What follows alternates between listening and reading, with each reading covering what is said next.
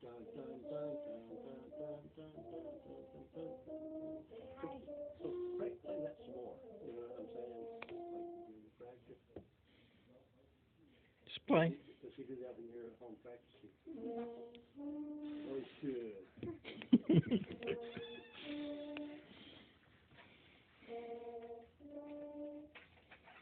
Okay, we're gonna go back and try Liza J with the alternating bass drum again.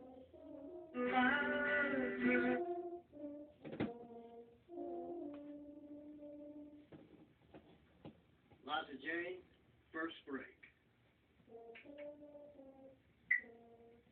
Two, three, four. One, two, ready, play. I got a girl who falls apart. Little Liza J, sweetest one you ever saw before. Little Liza J.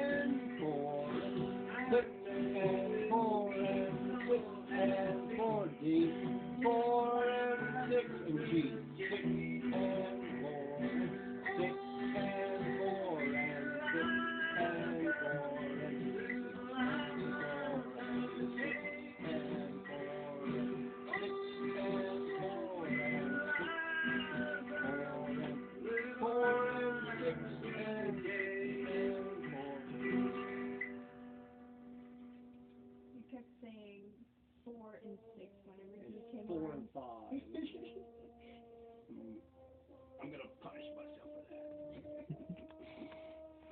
that. I pardon me. It's cool.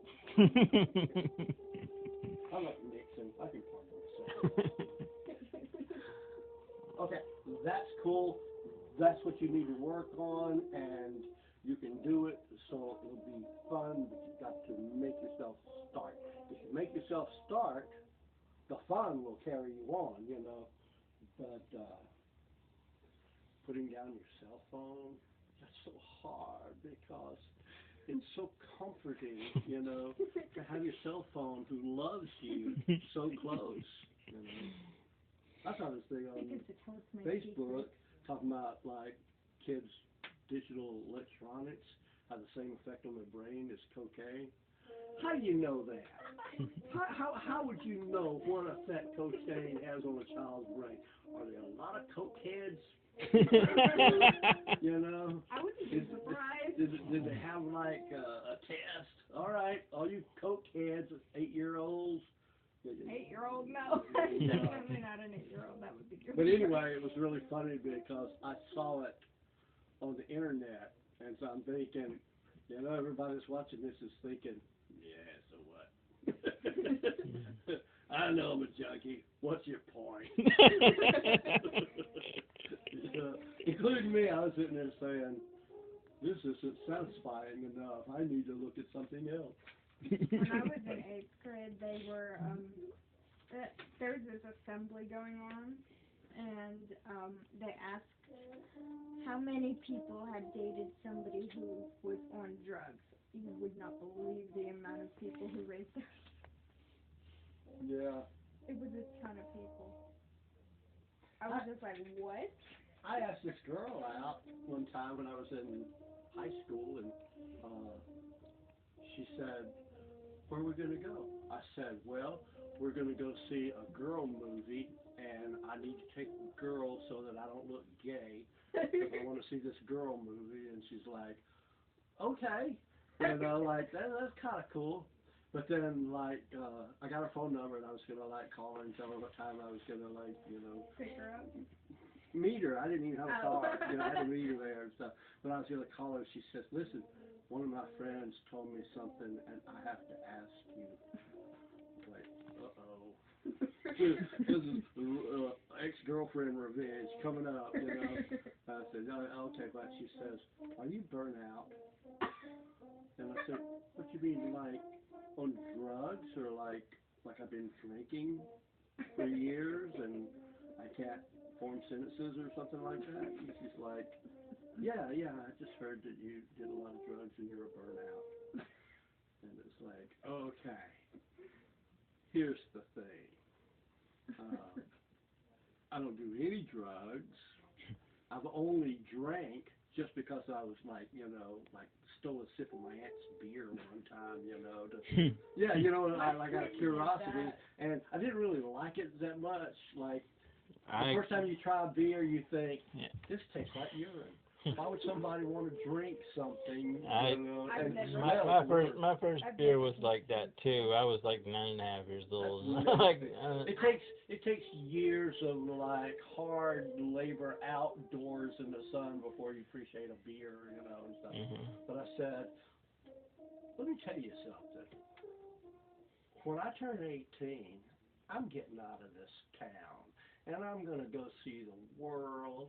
You know, like, well, the country, not the whole world, but I'm going to, like, go out to California. I'm going to go up to New York. I want to see Grand Canyon, you know, stuff. And if I have to, like, take a bus, if I have to hitchhike, I'm still going. I said, you can't do that if you're burned out.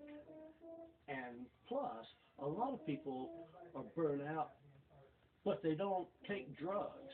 You know, like they're just sick of living, or they're sick of their life, but they don't have the courage to change and stuff, you know. And I said, you wait. In another 10 years, I'll come back to this town to, like, visit my mom or something. And that person, whoever it was, will still be here. And they'll still be working in the mill. And they'll still be, you know, like... still be local. Unhappy, you know, in this town, and they'll still be calling people names, you know. Mm-hmm. Yeah, I didn't care for beer that much. I mean, I've drank a little bit of wine coolers here and there. Well, my point was, it's like, how burnout do I have to be that you couldn't sit in a movie theater with me and watch a movie? You know? Yeah, exactly. It's not like I'm taking you drag racing or something, you know, where I'm going to need all my faculties and stuff, you know. Yeah. It's like, you know, movie is probably like the most laid back thing, you know. Look at a movie. It doesn't require any kind of brain power at all. Exactly. It's like, tell me what to think. Tell me what to think. My son is taking, my oldest one is taking digital media at ETSU, and he's had to, like, make some films with his friends, and they look like comedy skits and stuff, you know. Like they did one, it was supposed to be, two of his friends were supposed to be like lawyers, and it was like, are you being sued for an accident that wasn't your fault?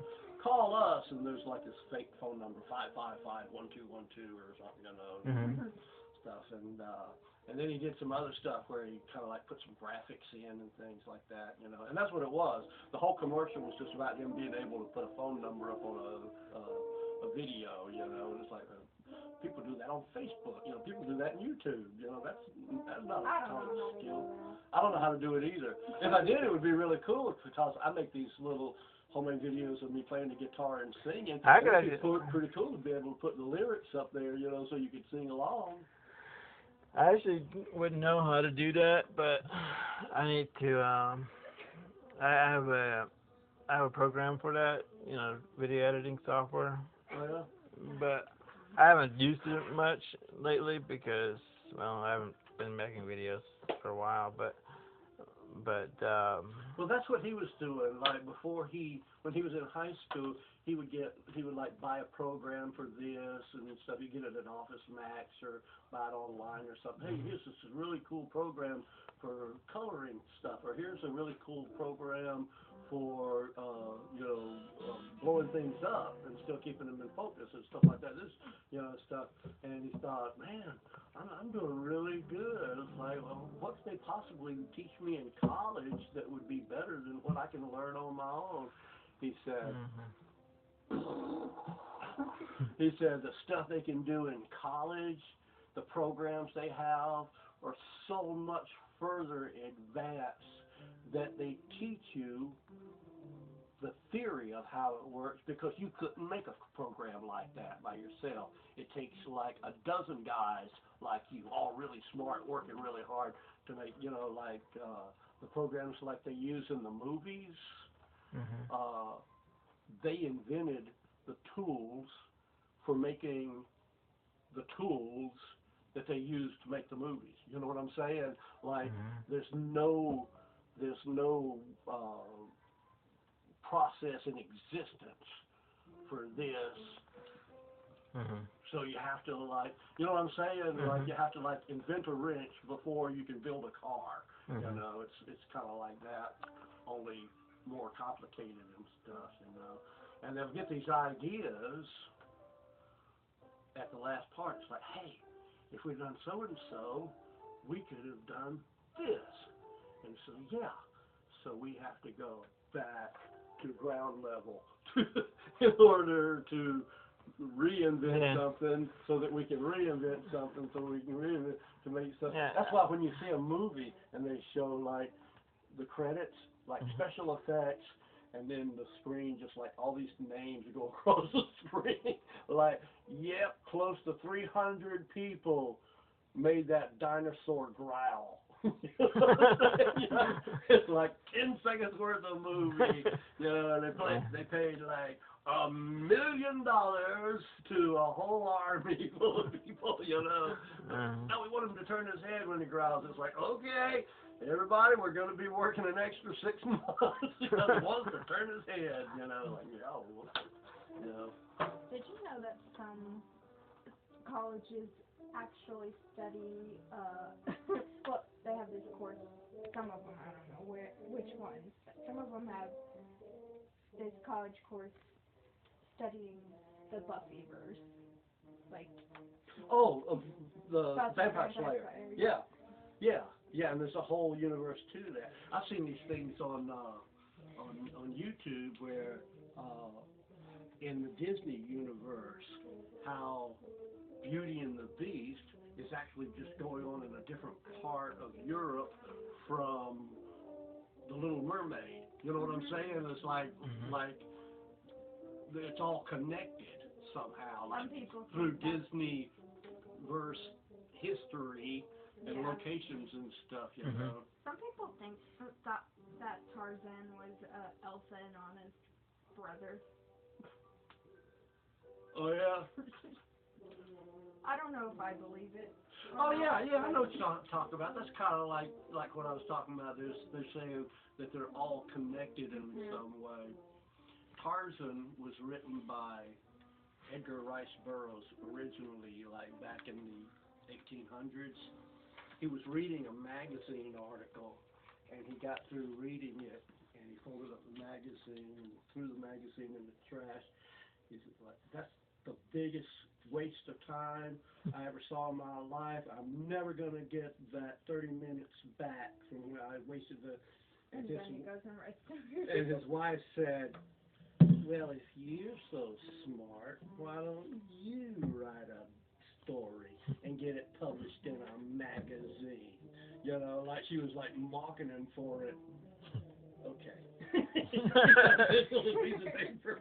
And he wrote this story, which was like a really good story. You ever seen the movie John Carter? Okay, it's a scientific movie about this cowboy who goes to Mars. It's a really good movie because, okay, it sounds crazy, but they explain how it works. You know, there's actually a logic to it. But he came up with a logic where because people used to believe that Mars was like Earth, it had air and water and stuff like that. That you know, it was because it was closest one to us. They thought it was habitable and stuff, and there may be, if they find ice, then they may find life. Yeah, because if it has water, if it has water, then things grow in water. You know? Yeah.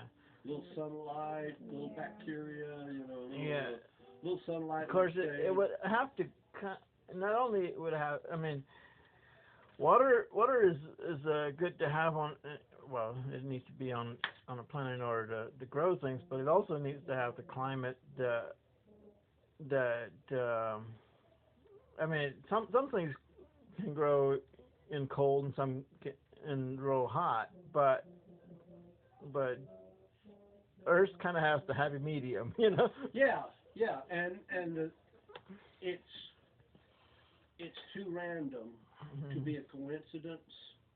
You know what I'm saying? Mm-hmm. It's like the amount of, you got to have carbon, you got to have oxygen, you got to have nitrogen, you have to have the exact amounts of each one of them, because if one of them is off, they all die. You know what I'm saying? And there's like about 1,000 little things like that.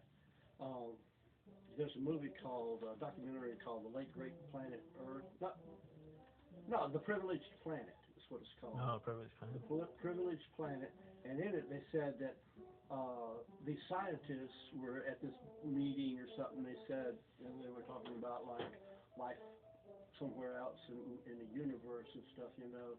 And they said, people always asking them, do you believe there's life in the universe? I was like, well, I don't know. Well, there's life here. Right, yeah. You know, it's like we can't. So what they did was they said, here's what we're going to do. We're going to get the best people in all the different fields to come together and say, what would it take for the life to exist like humans on another planet? What is it required here? So we would know what would be required, and then we'd know. And all the things that would be required were so many. They said it would be like if you threw 10,000 nickels into the air and they all landed on heads. You know, that's the odds of there being another. And says to make things worse, a lot of the scientists quit because it's like, no, man, you're saying that it isn't possible without God, and we're scientists, we don't believe in that superstition, so we're not going to participate in this anymore. And they didn't fix the outcome, it just came out that way, that it's too much of a coincidence to have happened on its own. There had to have been an intelligent designer for this. And said, but the thing is, when they got all this information together, they also discovered that the Earth is sitting in a spot in the galaxy, the Milky Way, where it can see all this other planets and all this things and get all this information, almost as if there's not only a creator, but that creator put us in the best seat in the house to show off his handiwork. And so that's kind of creepy. Because it's like you know, all those people that quit, they quit because you know the odds were pointing to it's like they would really lose their mind. You know, sometimes I get messages on Facebook, and I already have it on my profile where I live. But when they message me and they say, where do you live? Or where are you from? I'm like, in the Milky Way. Because the third rock from the sun. Yeah, exactly. It's like, you really need to ask me that? Well, something else, too, is I'm kind of a scientific person. I'm not really superstitious. I don't worry about ladders or black cats or that kind of stuff. You know? I actually like black cats. Yeah, me too. They're adorable. But